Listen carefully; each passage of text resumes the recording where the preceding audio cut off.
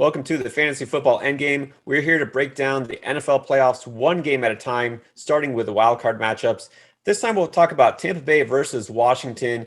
Very interesting matchup in the NFC. We're going to break down which players you should be keeping a special eye on for fantasy purposes and give you our predictions for how the game is going to go.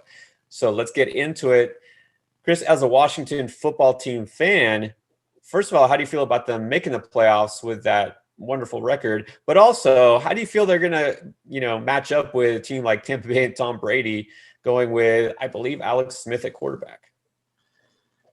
I actually feel better about their chances of winning this game than I do about them making the playoffs. I don't understand football team fans that are excited about them being in the playoffs with 7 wins.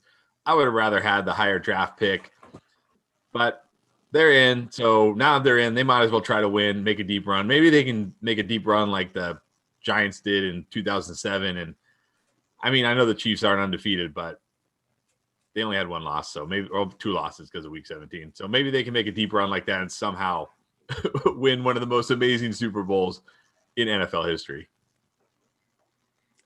Well, if they do it, it's almost surely going to be because of their defense. Talking about Chase Young, it's not quite the same as having a franchise quarterback. Maybe they could have taken a guy like Justin Herbert or Tua, but hey, if he can wreak havoc, if he can get to Brady, force a fumble, get some turnovers, like they did a couple of weeks ago, and the defense was basically outscoring the offense, they could make this a game, right? So we'll see what happens. Right now, well, Tampa Bay is an 8-point favorite, which actually seems a little generous to Washington, but you never know, right? Washington, at the very least, does have that defense. But, of course, in the fantasy world, we focus on the offense. So who's the guy you're watching on either side a little more closely than usual? Well, I really want to see what Ronald Jones does this weekend against a football team. Look, when the Bucs went out and signed Leonard Fournette, I thought that was a clear sign that they were not invested at all in Ronald Jones. But it looks like they actually are, right? I mean, Leonard Fournette in games where, especially down the stretch, he was a healthy scratch for a game. It seems like they really do like Ronald Jones. And Ronald Jones has flashed his abilities during the season. So I'm really interested because not only do I want to see what he can do against a really tough football team front, like you talked about, but I really want to see how confident are the Bucs in Ronald Jones, because this is a game that really matters now, right? They're trying to win this game. And I don't think, unlike what we've seen down the stretch with Tom Brady throwing 1,000 touchdowns, they're not going to be able to do that against a football team, because one thing the football team does really well is play defense. And I think they are going to get pressure on Brady, and they're going to need that running game. They're going to need to lean on that running game more than they probably like to.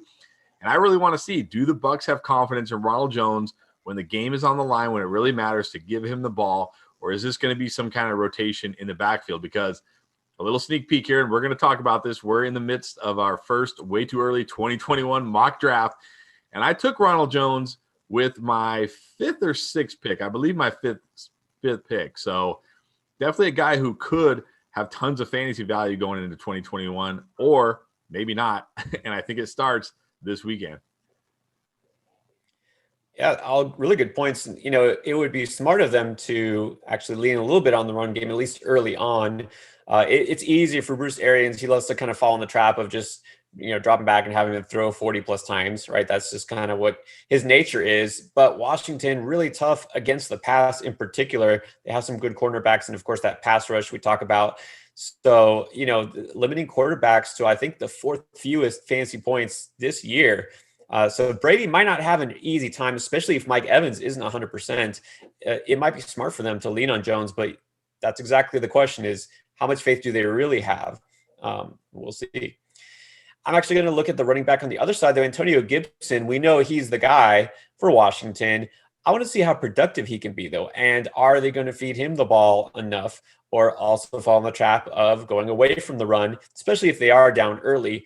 And this is a really tough matchup. They're the only defense that didn't allow even 1,000 total yards rushing to running backs. Okay, so that tells you how hard of a time teams have had running on Tampa Bay. If Gibson can show improve, because we've talked about this throughout the year when we start sick questions, and we talk about which running backs are going to go off in a given week.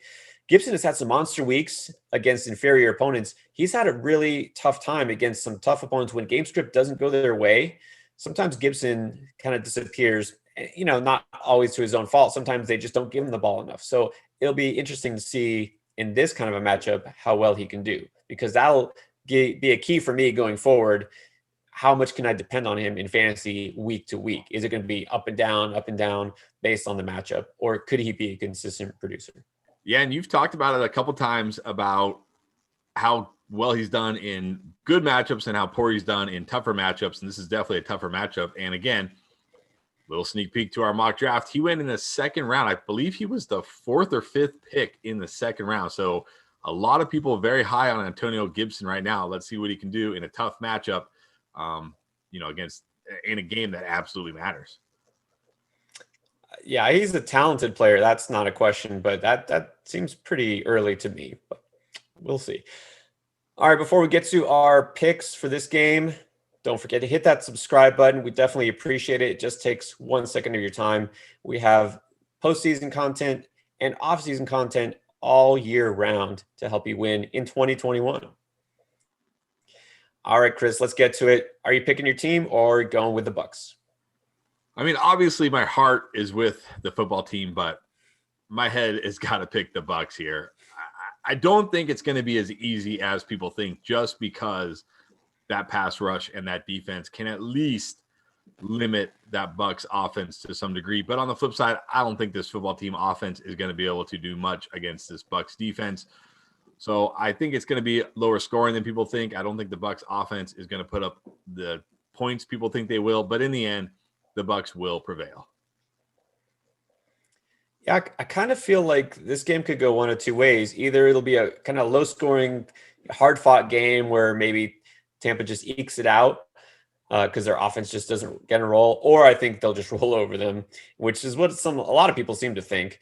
I would still take the under. This is a 46.5 point spread here. I think that I would still lean toward it being a lower scoring game, but you have to pick Tampa. I mean, I just don't think Washington has enough firepower to keep up with them, and you don't bet against Tom Brady in the postseason, which is hard for me to say. All right, guys. Well, hopefully you found this entertaining. If you did, hit that subscribe button. We definitely appreciate it. And check out our other Wild Card Weekend matchup videos right here. Thanks for watching.